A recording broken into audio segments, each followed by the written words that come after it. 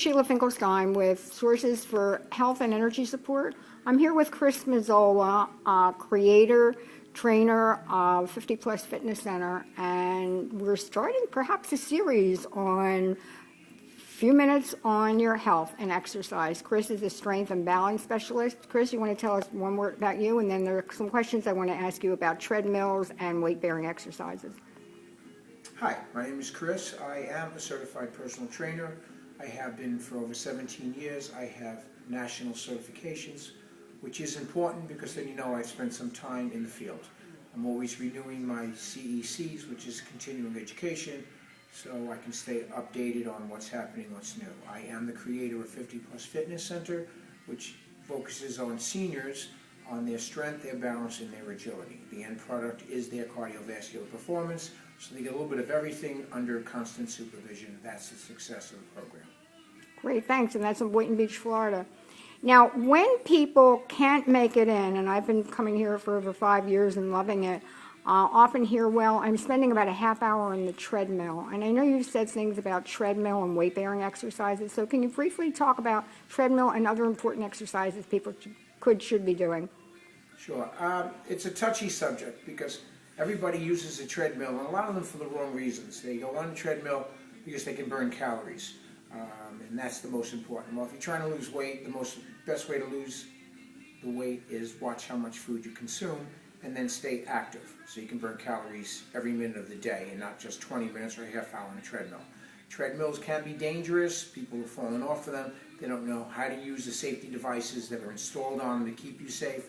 There's also a lot of pounding that goes on in a treadmill, just like running, and that could cause injury to the spine, to your hips, to your knees. So bicycles might be a better idea to go, and what happens with most people that use a bicycle or treadmill, they think that is the only exercise they should focus on, where weight training really is the one exercise that people should focus on. That gives you the most benefit. That gives you the ability to move, to walk, to sit, to stand, and weight bearing is important. Most people don't know how to do it, so unfortunately the option is hiring a personal trainer or getting a group of people together to get a personal trainer to offset the cost and learn how to use strength training equipment properly. Of course, they're coming here. Well, can you show us a few things people can do at home? What about, okay, well, I have weights. I have some weights, 4-pound weights or something at home. Should I be using those? Or are there other kinds of weight-bearing exercises I can be doing? The thing, when people have weights, they usually have light little dumbbells. They're 2, 3-pounders, 5-pounders. In the beginning, that's okay. You're moving. That's not resistance enough to build any kind of muscular strength or any kind of bone density. But I can't, as a professional, tell you what you should or should not do because I don't know physically what you're capable of doing, if you have any injuries or problems that you should do. Simple things that anyone can really do, and the key here is you do it to semi-fatigue state. You don't want to be exhausted, but you do want to get a little tired, a little out of breath, a little huffy-puffy. One is a chair squat, ideal. A lot of people were commenting, gee, Chris, we've been seeing a lot of stories on TV and news about doing a chair squat. It's simple. You sit in the chair. You want to show us? I'm going to show you. I have one here. Here's what we use. It's functional, which means you do it in daily activity. Arms are important because some people can't get in and out of a chair on their own. It's real simple. It's leverage. It's how your body changes. So I do need to lean forward to sit down, not just to get up. A lot of people say, okay, nose over toes as I get up. And then they sit back, straight back. And then you plop down because you can't hold that position. So you do need to lean forward as you get up, and you do need to lean forward as you sit down. Okay, use the handles, support yourself till you get strong enough to stand up on your own and sit down on your own. Okay, so that's important. Just remember the key is leverage. Lean forward, up, lean forward as you go down. Great for the legs, even some of the core muscles will work a little bit, and more importantly, it gives you a little bit of self-esteem that, gee, I can get up and out of the chair on my own, okay, not hang onto a table or have somebody support me, all right, so right there it's good just for, satisfaction, gee, I can do this on my own. The other one is an upper body arm exercise. It can be used on a kitchen counter. It can use your bathroom counter. I don't like tables because tables can slide on you. A counter is not going to go anywhere. It's called a modified push-up. Okay, so all you'll do is your hands go forward. Wait a second.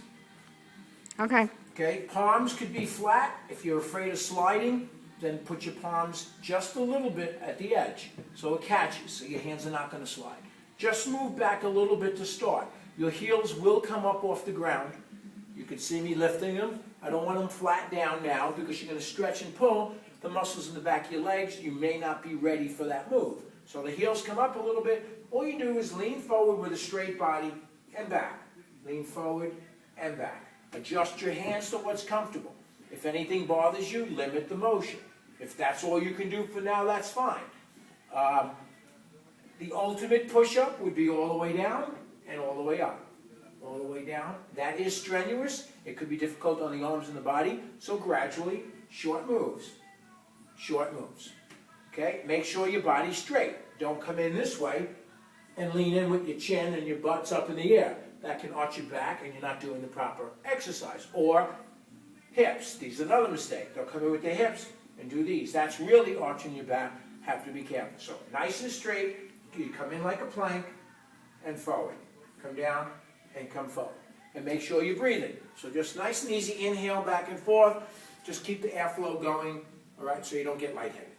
2 great exercises that can be done at home. How often do you do them? Like I said before, you do them till you slightly get tired, elevated, a little shallow breathing. You're perfect. Add a little bit every week.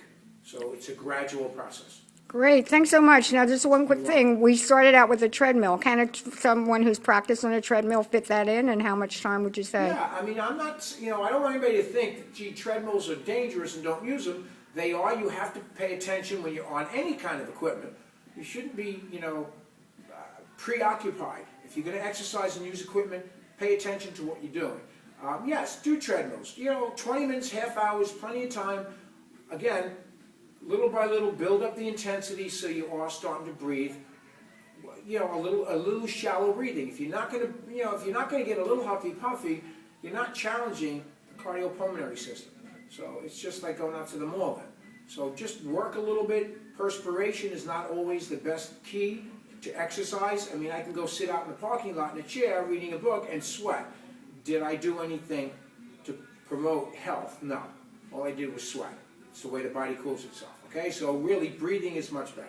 Little shallow breathing, recover, you're good to go. Great. Thanks so much. We'll be back with more of these shorter ones. Thanks, Chris. You're welcome. That's Chris Mazzola, 50 Plus Fitness Center in Boynton Beach, Florida.